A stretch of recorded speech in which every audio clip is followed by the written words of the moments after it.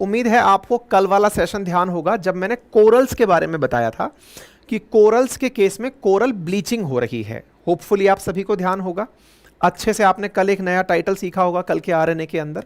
आज के टाइटल में हम लोग मैंग्रोव फॉरेस्ट के बारे में सुनने वाले हैं। जैसे कोरल्स के बारे में आपने सुना था कि कोरल्स 1% ही पूरे वॉल्यूम में है, 25% के आसपास समुद्री इकोसिस्टम को मेंटेन करते हैं, समुद्री वर्षावन कहलाते हैं, हॉट स्पॉट बनाते हैं। इसी तरह से आज हम लोग मैंग्रोव के बारे में जानने वाले हैं। क्यों?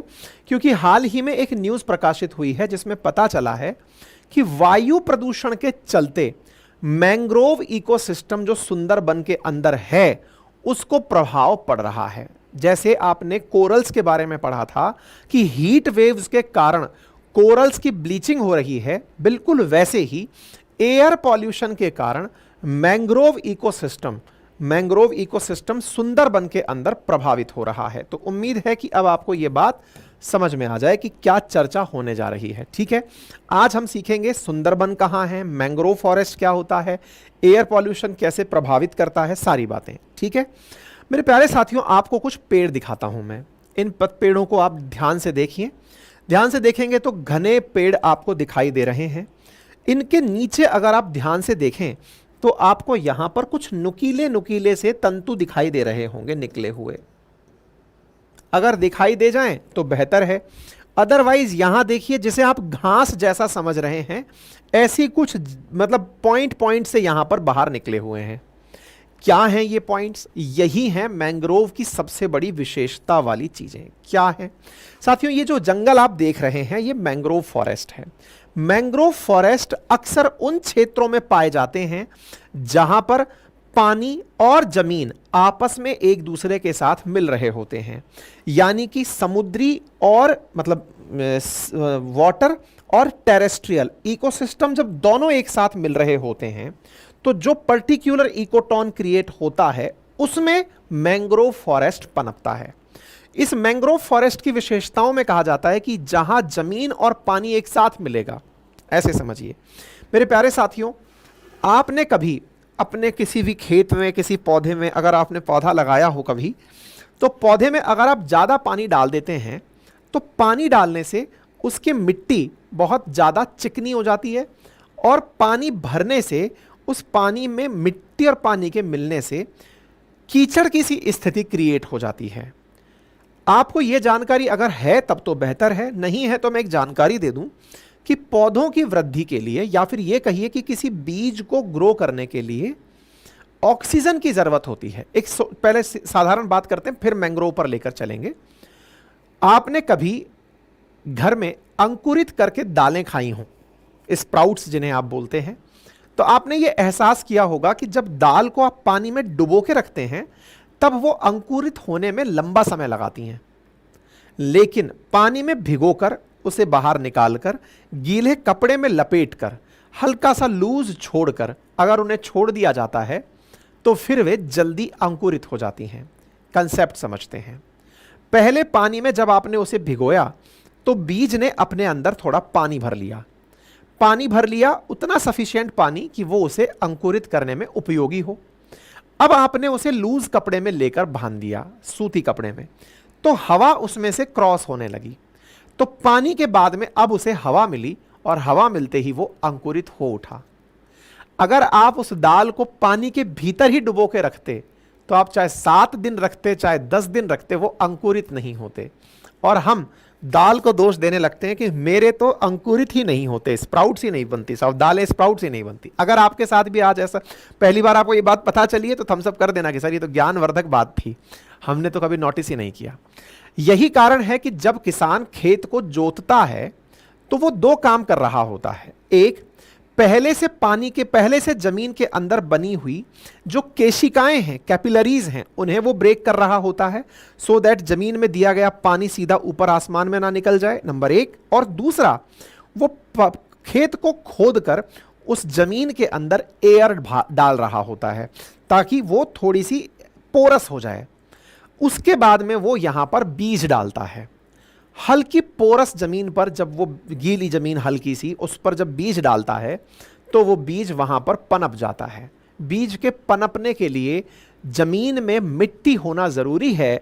यह बात आपको अगर समझ में आ गई तो बहुत बेहतर है। लेकिन अगर मैं पानी ही पानी भर दूं तो वह पानी के अंदर बीज पनपेगा नहीं। अब आप सोचकर देखिए कि एक ऐसा फॉरेस्ट है जो पानी के साथ लगी हुई जमीन पर ही उगा हुआ है, पानी एकदम नीचे तक घुसा हुआ है, तो बताइए, विचार कीजिए कि वो पौधा कैसे ग्रो करेगा। पौधा ग्रो करने के लिए अब देखिए नेचर जो है ना वो अपने लिए हर चीज डेवलप कर लेती है। मैंग्रोव फॉरेस्ट ने भी अपने लिए सुविधाएं विकसित कर ली। क्या सुविधाएं विकसित कर ली? मैंग्रोव फॉरेस्ट ने विविपैरिटी प्राप्त कर ली। मतलब ये बीज को गिराते ही तब हैं जब वो अंकुरित हो जाता है इंटरेस्टिंग बात। बीज बना पौधे पर, फिर पौधे पर ही गिरकर वो अंकुरित हुआ और अंकुरित होने के बाद जमीन पर गिरा। अगर ये बात इंटरेस्टिंग लग रही है तो फिर से शेयर कर दीजिए और लाइक कर दीजिए। एक और इंटरेस्टिंग बात सुनिए, ना केवल ये विविपैरिटी प्राप्त कर लेते हैं, जरायुजता प्राप्त कर लेते हैं, बल्कि एक और फीचर इनमें विकसित हो जाता है। और वो क्या है? जड़ों में चूंकि पानी को जड़ों को हवा नहीं मिलेगी, इसलिए इनकी जड़ें जमीन से घूमकर बाहर निकल आती हैं। ये जो आप कांटे से बाहर निकले हुए देख रहे हैं, ये न्यू मेटाफर्स कहलाते हैं। ये इनकी पॉप जड़ें हैं जो कि नीचे से बाहर निकलकर ऊपर आ गई हैं और इन पर छोटे छोटे छिद्र हैं जिनसे ये श्वसन की क्रिया करते हैं। यानी इनकी जड़ें वायुमंडल से सांस पाने के लिए मिट्टी से बाहर निकलकर आई हुई हैं। सोचकर देखिए कि एक पौधे ने अपने अंदर कैसी कैसी विशिष्टताएं विकसित कर ली हैं। ये है मैंग्रोव वन। तीसरी इंटरेस्टिंग बात, अगर हम अपने खेतों में पानी दें, मीठा पानी ना देकर अगर खारा पानी दे दें तो पौधे ही ग्रो ना करें। विचार कीजिए, ये तो उगते ही समुद्र के तट पर हैं। समुद्र के तट पर उगते हैं तो समुद्र का पानी तो लवणीय जल होता है। पानी के अंदर पहले ही बहुत ज्यादा नमक होता है। उस नमक में कोई प्लांट कैसे उग सकता है भला? वो तो गल जाएगा। सोचो, इन पौधों के ऊपर खुद की स्किन पर एक विशेष प्रकार की कोटिंग पाई जाती है जिससे कि नमक इन्हें गला ना सके। और तो और पानी तो फिर भी जमीन से ही लेना पड़ रहा है। ऑक्सीजन भले ही वायुमंडल से ले लिया, लेकिन उस पानी के कारण जो नमक चला आया, उस नमक को इनकी पत्तियां अपने अंदर एक्स्ट्रा नमक को लेकर के गिरा देती हैं। प्रकृति का मतलब करामात ही अजूबे हैं। ये जो घटना मैं आपको बता रहा हूं, ये मैंग्रोव फॉरेस्ट्स में पाई जाती है।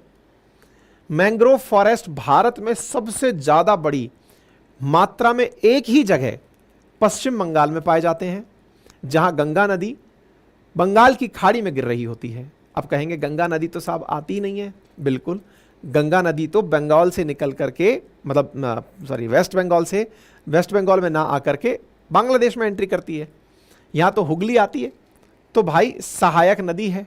तो गंगा की डिस्ट्रीब्यूटरी, जैसे नाइल की डिस्ट्रीब्यूटरी अपन ने पढ़ी, ऐसे ही पूरा वो क्षेत्र जहां पर गंगा नदी बंगाल की खाड़ी में गिरती है, फिर चाहे वो पश्चिम बंगाल हो चाहे बांग्लादेश हो, दोनों जगह जहां गंगा नदी समुद्र में गिरती है, उनके मुहानों पर ये पौधे एक बार में ही खूब लंबे चौड़े तरीके से क्षेत्र में फैले हुए पाए जाते हैं। इस क्षेत्र को सुंदरबन कहा जाता है। और सुंदरबन में जहां नदी इस तरह का डेल्टा बनाती है, वो सुंदरबन डेल्टा कहलाता है। मेरे प्यारे साथियों, इसी सुंदरबन को बायोस्फीयर रिजर्व का दर्जा दिया गया है। भारत में कुल 18 बायोस्फीयर रिजर्व हैं, जो कि एक तरह से मैन एंड बायोस्फीयर प्रोग्राम के तहत बहुत इंपॉर्टेंट हैं। इसी बायोस्फीयर रिजर्व में सुंदरबन डेल्टा में एक चीता पाया जाता है, जिसको बंगाल टाइगर के नाम से आप जानते हैं। मेरे प्यारे साथियों, इसी के अंदर, इसी सुंदरबन डेल्टा के अंदर ही बंगाल टाइगर का पाया जाना होता है। रामसर साइट के रूप में इसे कंसीडर किया जाता है, क्योंकि ये वो क्षेत्र है जहां पर पानी और जमीन एक साथ है। आर्द्र भूमि जिसे आप कहते हैं, वेटलैंड्स, तो ये वेटलैंड भी है, तो ये रामसर साइट में भी कंसीडर किया जाता है। इतना ही नहीं, सुंदरबन का 40% हिस्सा ही भारत में है, लेकिन भारत ने उसे पहले रिकॉग्नाइज किया, मतलब दुनिया के पॉइंट ऑफ व्यू से। तो इसका मतलब समझ में आया कि आपको सुंदरबन कितना खास है। आज हम उसी की बात कर रहे हैं कि हमारा जो सुंदरबन मैंग्रोव फॉरेस्ट है वेस्ट बंगाल में, उसे एयर पॉल्यूशन से थ्रेट हो रहा है। एयर पॉल्यूशन से थ्रेट क्यों हो रहा है?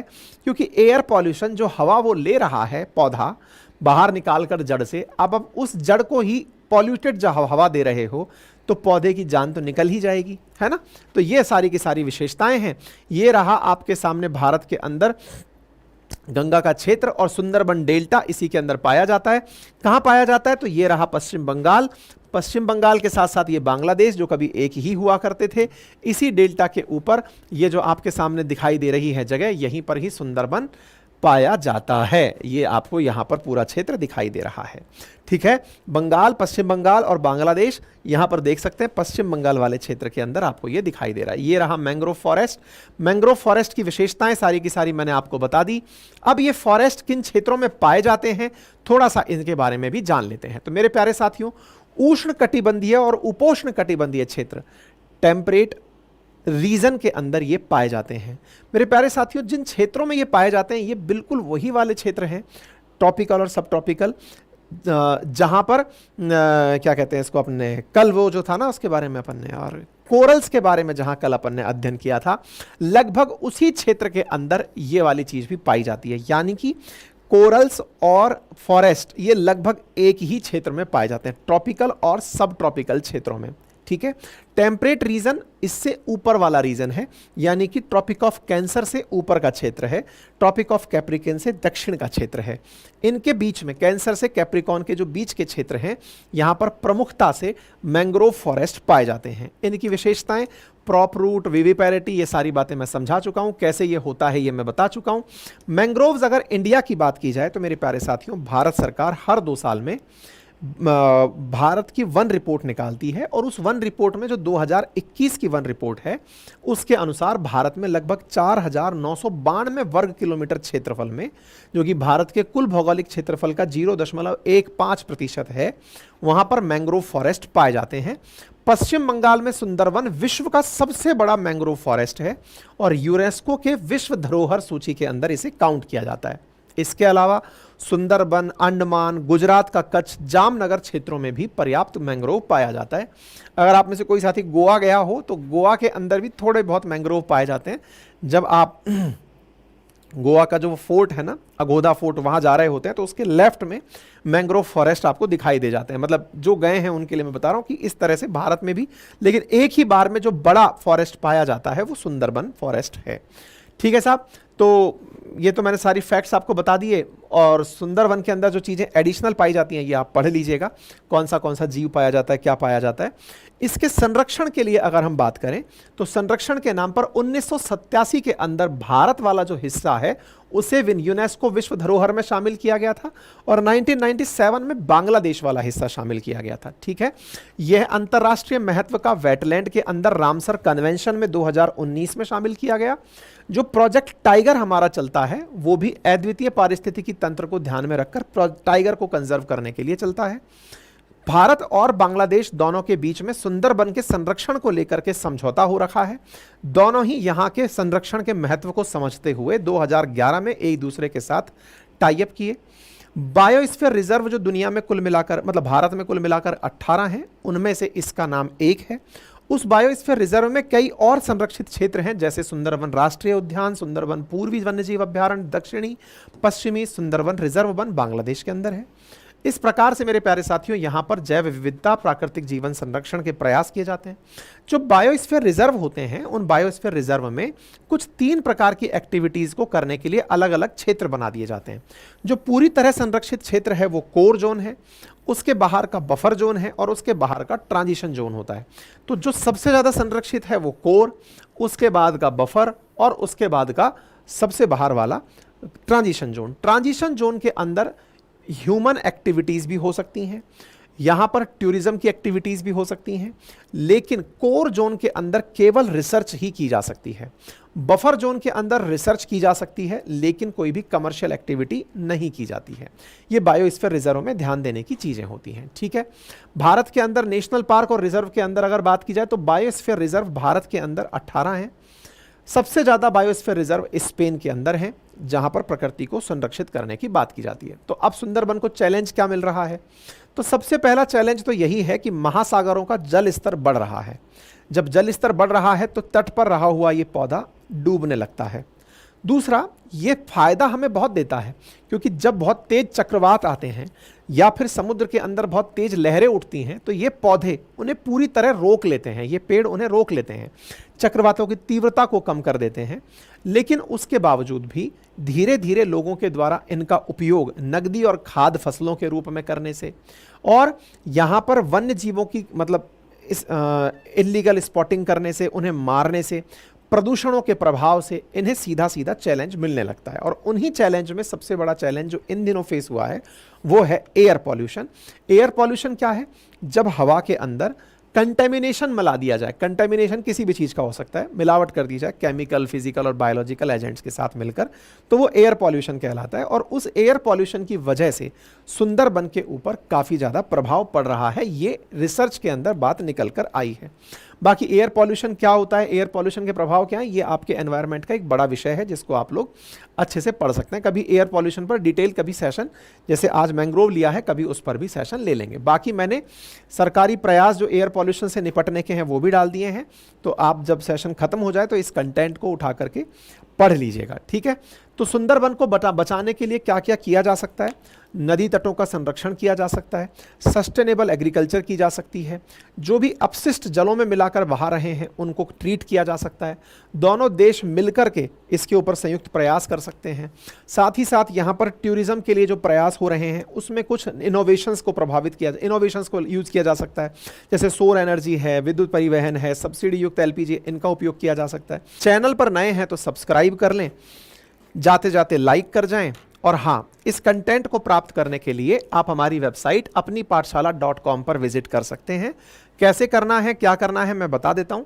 देखिए, अपनी पाठशाला वेबसाइट पर जाएंगे तो राइट हैंड कॉर्नर पर 3 लाइनें हैं, उस पर क्लिक करेंगे तो वहाँ पर करंट अफेयर ऑप्शन लिखा आएगा। करंट अफेयर पर जाएंगे तो फिर RNA PDF आएगा, वहाँ जाकर आप अपनी PDF डाउनलोड कर सकते हैं। और अगर आपको वहीं पर पढ़ना है तो आप इन ऑप्शंस पर क्लिक करके करंट अफेयर को पढ़ भी सकते हैं। बाकी हिस्ट्री, ज्योग्राफी, पॉलिटी, इकोनॉमी का डिटेल कोर्स अगर आपको पढ़ना है तो मेरा अपना पढ़ाया हुआ कोर्स मात्र 1499 के अंदर अपनी पाठशाला एप्लीकेशन पर उपलब्ध है, आप जाकर उसे परचेज कर सकते हैं।